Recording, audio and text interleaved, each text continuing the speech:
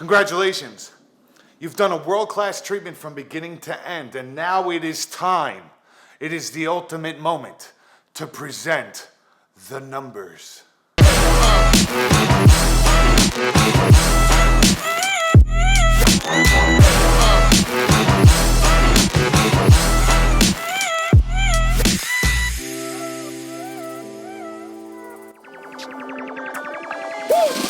Presenting the numbers can be one of the most difficult things for people to do, regardless of how they do their process. I'll tell you, the number one reason why people have problems doing this is because of their lack of confidence. It doesn't matter how good they are putting on a show, showing the product, giving that customer service.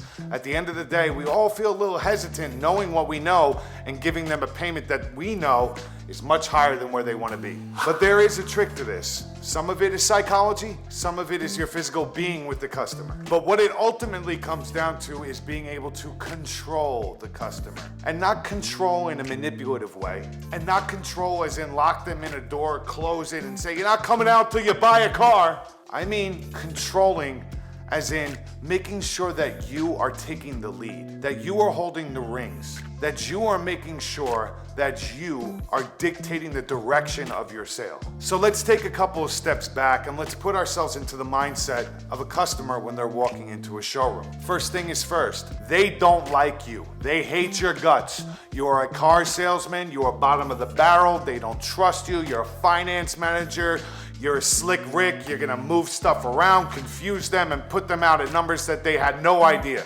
This is the perception of the customer of you. The second that you realize that, the second that you keep that in focus, is the second you become more aware and empathetic with the customer and why they're acting the way that they're acting with you. First things first, let's go back to the beginning when they walked in the door. Hands in their pockets, I'm just looking. I'm not ready to do anything. I'm gonna buy in 3 months. The reason why they're saying these things is because it's the only thing that they got. They go on Google and they Google how to buy a car, and the first thing that pops up is make sure that you tell them you are not doing anything today. It's ignorant, because there is better ways to go about it if you're a consumer and you want to get a good price on a car. But it is what it is. That's what we're facing today. Consumers are being told to walk away in order to get a good deal. So now that you know this, how do we tackle these objections? How do we jump over this hurdle? How do we command the sale? If what they're being told by an outside source is don't do business with you because that's the only way that you're gonna get a good number. That's the only way that you're gonna be able to shop it. That's the only way that you're gonna be able to find out what's real and what's not. The easiest way to deal with it and the realest way to deal with it is to be empathetic and put yourself in their position. If you do that and you ask yourself the question of how would I be right now? You can then start adapting and putting things in place that make sense to you, the guy who does know this industry, the guy that does know how to get the best deal, and just using that in the reverse way. And let me explain. You did everything now, and it's coming down to presenting the numbers. If you did the right thing, if you listened when they were speaking, if you heard about their deal structure before and inquired about it, if you asked them how much they put down last time, if you asked them what kind of features are in their vehicle right now at this given time, if you paid attention to what changed in their life that is making them purchase a vehicle today, this should be easy. Let's put it into a little bit of a role play. Ready? All I got is a Hallmark card, so we're gonna have to use this. Mr. Customer,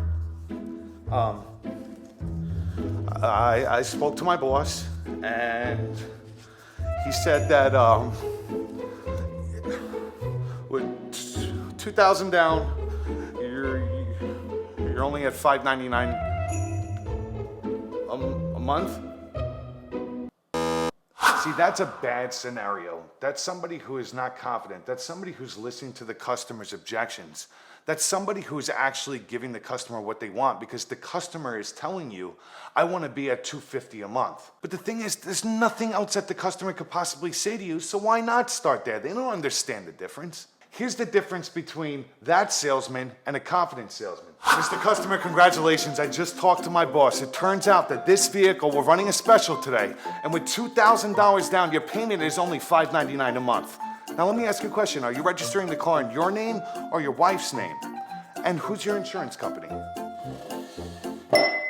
And then that OG is pulling up a chair, sitting down, looking at his computer and acting like nothing is wrong. Why? Because confidence sells. Nevertheless, It doesn't mean that the customer is going to be like, oh, great, $599 a month, $2,000 down, I'm all in. I could go from $399 on my current vehicle to $599, no problem. I mean, even though I told you I want to be at $250. It's just the fact that when you do that, the way that that guy did, that seasoned professional, it sets a bar of respect. It lets the customer think, I mean, he didn't even bat an eye. He didn't hesitate at all. Maybe I'm in over my head. And then right from there, the customer's going to look at you and be like, but I told you I'm paying $399 a month on my car. So why would I pay $599 a month? That's $200 more.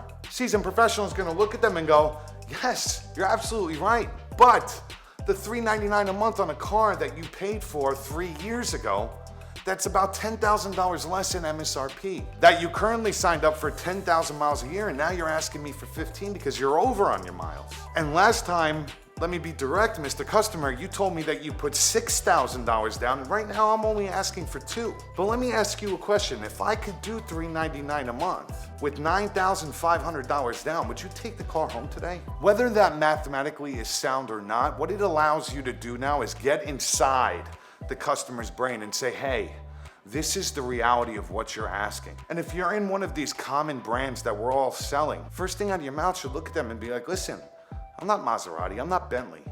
I don't have thousands of dollars worth of gross and room in these deals. But give or take, I mean, on your monthly payment, it's been a little slow today. It's kind of raining outside.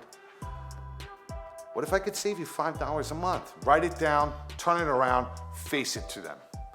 Why? The reason why you're doing all of these things is because customers are very visual. And when you cross out that $399 that they're currently paying, you circle the $599 that you're quoting them. You cross out the $599 and bring it down to $594 or $595 and face it towards them.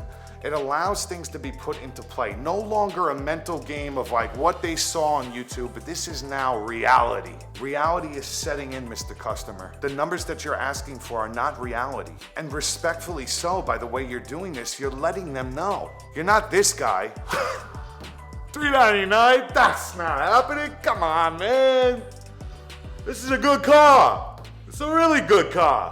If you turn around and you give the customer the kind of treatment that they're looking for, and you empathize with them and you say, hey, listen, I know you're paying $399 a month on that car, but this car yields $599 a month. And the reason why is because this brand that I'm selling right now happens to be #1 on J.D. Power and Associates. It also happens to have the most qualifying rebates in the game right now. So you're talking about less money out of pocket from you and more from the manufacturer. You're also talking about leading technology because of the package that you elected for in this vehicle. All along, while saying these things, building value again, reminding them of the things you showed them on the test drive in your walk around, reminding them of the reality of this number and why it makes sense. They don't have to walk away with this car. By you doing this, you might be able to do a wants and needs assessment and find out that you're on the wrong car. Now, hopefully you're doing that way beforehand so you don't get all the way to this point and have to switch cars, but sometimes it takes to getting to that point to realize that they are on the wrong car, and now it's time for the switch. But nevertheless, you have to be very assertive in what you are doing. You have to be enthusiastic about what you're doing. You have to stay committed to the product, the awareness of the brand, the awareness of the customer's concerns, and you have to make sense of things. And let's jump on to a different subject. What if we're financing a vehicle and now we're just quoting prices? Say you have a rare car in your inventory and your desk manager says to you, hey buddy, we're asking 5Gs over MSRP because this car is nowhere to be found. And it's a limited edition, yada, yada, yada, yada. They put you together, whatever it is. Now you're going back to the customer and you're talking to them about why it's $5,000 over, and they're going immediately, I'm not paying $5,000 above sticker. There's something very important to understand when it comes to abbreviations of the letters MSRP. Manufacturer's suggested retail price. It's not MDRP, manufacturer's dictated retail price. It's what they're suggesting. A manufacturer's suggested retail price is essentially telling a dealer, this is what we recommend you selling the car based off of the price of the fine goods that were used to make this vehicle, labor, etc. To dumb it down in the most simplest form. But it's suggested. It does not mean that you have to sell it for less. If anything, the manufacturer is setting a bar of what they think is fair. But let's be honest. If you're selling a car in MSRP after packs, overhead, and things at dealer operatives, you're not making any money. Now, $5,000 is to an extreme situation. Usually you get away with that when you're leasing, right? Because there's no real disclosure of your sell price of the vehicle. But when you're financing, it becomes very real because you're negotiating off the price of the car. So let's take a step out and go into another industry. Selling your home. 2010, you bought your home for $300,000. Okay, you've put tons of work into it, new kitchen, new bathrooms. You resodded the house, you put a pool in the back. Now it's time to sell. It's 2021. Based off of your investment and what you put into this house, you want $650,000. The guy next to you just sold his house for $550,000. The guy down the block sold it for $575,000. The people across the street finally got $600,000, but they had to really squeeze for that one after multiple bids came in. But you want $650,000. The market suggested retail price for your house is around $575,000. But you're asking $650,000. Are you gonna let a buyer come in and tell you, I'm only paying you $575,000 when you know the value of your home? See, that mindset, the reason why you're asking $650,000 is because you know the value of your home, the work you've put into it. Now, it doesn't go hand in hand with the car business, but it's very similar. Think about it. Your dictation of what you think that vehicle is worth is your own prerogative, which means the sky is the limit. You can literally sell these cars for whatever you want as long as you do your job and build value in what you are doing. You can ask for $599 on a car that yields $499. You can ask for $65,000 on a vehicle that yields an MSRP of $60,000. Because if you're doing everything that you're supposed to do and you're being confident in what you're doing and you're educating the customer of why these things are being asked for, then you will get the sale. It's very simple. When negotiating, you have to keep these things in your front view. Constantly reminding yourself of what you're doing. Constantly reminding yourself of why the customer is doing what they're doing. Why they're giving you these rebuttals. Not get frustrated and go, oh, they asked me for my card. He's not coming back. Blew it. Oh, this guy's spotting 2 cars. What am I doing wrong? You're not doing anything wrong, buddy. You're not doing anything wrong. Sometimes customers are not gonna let you win, and that's fine. You have to move on to the next and apply the same work ethic to every single customer. And just understand they're humans like you, man. They're emotional, very emotional. Just because they're not buying a vehicle from you today does not mean they're not buying at all. But it is very important that you try to spot that customer as best as possible because there is a very saturated market out there and they could stumble upon somebody else's front porch of their dealership and walk in and get spotted. So it's very important for you to understand why they're saying they're gonna leave. Why they're saying they have a soccer game in 2 hours. Because the psychology of it is that is their defense mechanism. You cannot take it personally. You have to keep pushing on. Ignore the objections, address when needed. Make sure that when you sit in front of these customers that you're empathetic, but always be confident in what you're doing because hesitation is just gonna draw hesitation from the customer. Uncertainty is gonna cause uncertainty from the customer. Being vague is gonna cause them to be vague with you. Being direct, being forward, smiling ear to ear, understanding them, listening to them, responding, these are all things that help a negotiation move a lot quicker, a lot smoother. You have to remember, when negotiating, this is about the customer purchasing it from you, trusting you, and then a paycheck. If you're thinking about one before the other, you're gonna shoot yourself in the foot. You can't do it. Think about those 2 scenarios I showed you before, the one that wasn't confident and the one that is. It goes hand in hand with setting yourself up for a very smooth negotiation. Confidence is everything. Listening to the customer and doing everything right during your process is very crucial to having a clear-cut negotiation. Hearing the customer's rebuttals and not taking it personally and understanding this is a defense mechanism. They're supposed to be doing this. It is you, the professional, that need to understand this up front and be able to deal with it accordingly, like a professional. Customers want to feel like they're getting a good deal, and there's nothing wrong with that. So take that mentality that the customer is in and use it to your advantage. Treat them with respect like you would want to be treated, and I guarantee your negotiations will go 10 times easier.